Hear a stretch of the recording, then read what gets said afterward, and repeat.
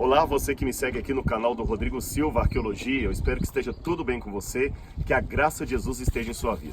Eu quero mostrar o grupo que está comigo aqui hoje em Israel. Nós estamos passando momentos muito agradáveis, muito espirituais. A maior parte deles são de Londrina, alguns que são de Curitiba, e me deram o privilégio de estar com eles na viagem. Tem mais alguns também aqui que querem ser mostrados, senão eles não vão aparecer no vídeo.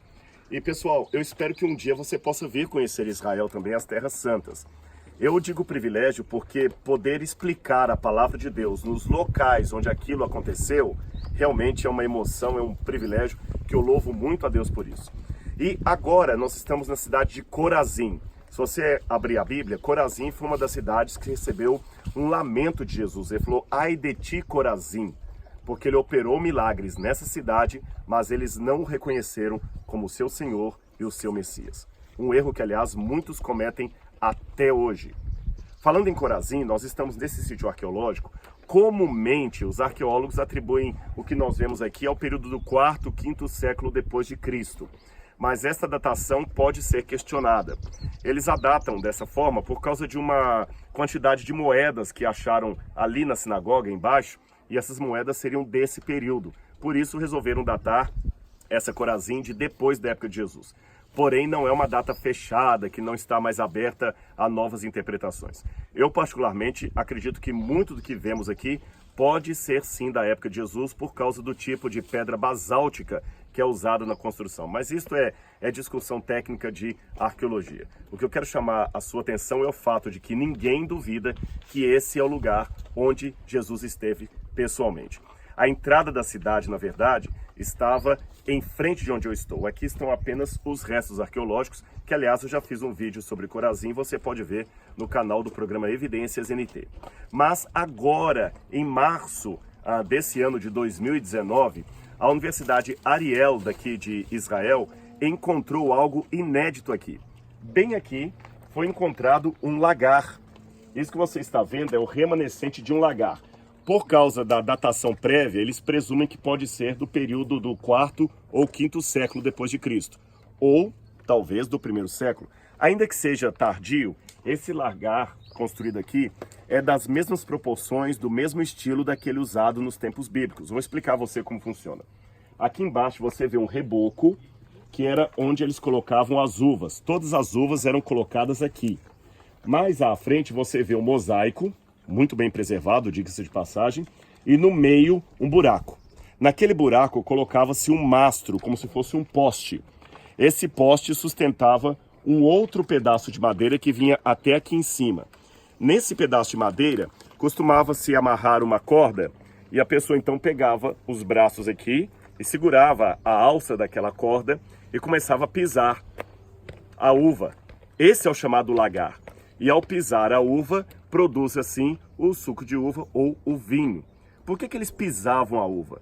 É simples, é porque se você esmaga demais a uva e quebra o caroço que está dentro, ele solta um óleo, uma resina, que vai tornar o vinho amargo.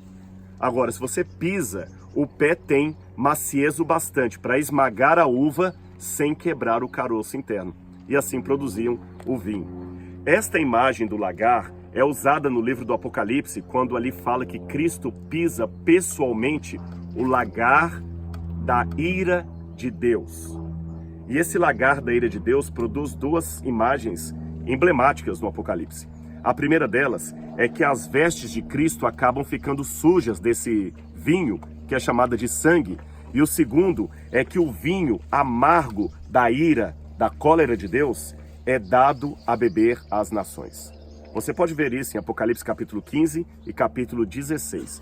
E também em Apocalipse capítulo 19, fala que Cristo vem ao céu e que ele pisa pessoalmente o lagar da ira de Deus e que tem as suas vestes salpicadas de sangue. Aquele sangue ali não é o sangue que ele derramou na cruz do Calvário, é o sangue dos ímpios. Isso mesmo, é como se os ímpios fossem a uva que Deus está esmagando ali com a sua ira e ele dá esse vinho de beber às nações. Eu sei que essa parte do vídeo pode não ter agradado a muitos, mas ela está na Bíblia. Sabe o que é? Eu vou explicar a você. É que no passado muitas igrejas católicas, evangélicas, a adventista, diga-se de passagem, tinham uma pregação talvez muito legalista. As igrejas geralmente acentuavam muito a doutrina em detrimento ao relacionamento com Deus. Isso era terrível. As pessoas só cresciam ouvindo isso pode, isso não pode, isso pode, isso não pode. Mas hoje, infelizmente, não estou dizendo que aquilo era o ideal, estava errado, era legalismo. Mas de repente hoje fomos para um outro lado, um outro espectro igualmente perigoso e extremista. É que dá muita ênfase ao relacionamento em detrimento à doutrina. As pessoas dizem que você tem que amar a Jesus, mas quem era Jesus? Não basta dizer coisas bonitinhas sobre Jesus, eu tenho que falar a verdade de quem ele era. Não basta dizer que Jesus era um grande mestre, um mestre de sabedoria, ele era o Filho de Deus.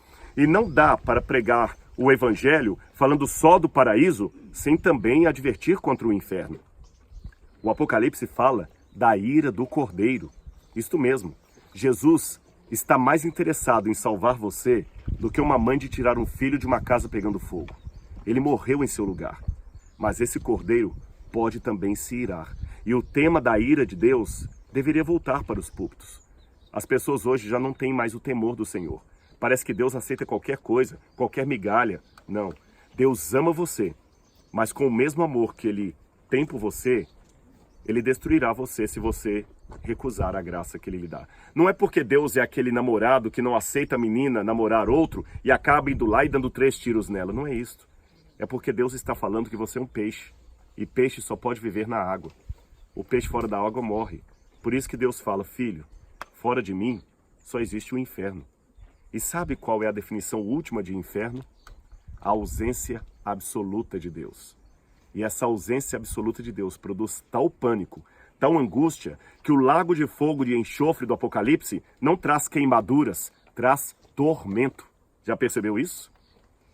E quando Cristo, no dia do juízo final, vir os ímpios queimando no lago de fogo, eu posso imaginar, a Bíblia não diz isso explicitamente, mas eu acho que não estou cometendo uma heresia de deduzir isso pelo texto sagrado. Eu acho que Cristo olhará os ímpios no lago de fogo e enxofre e derramará uma lágrima.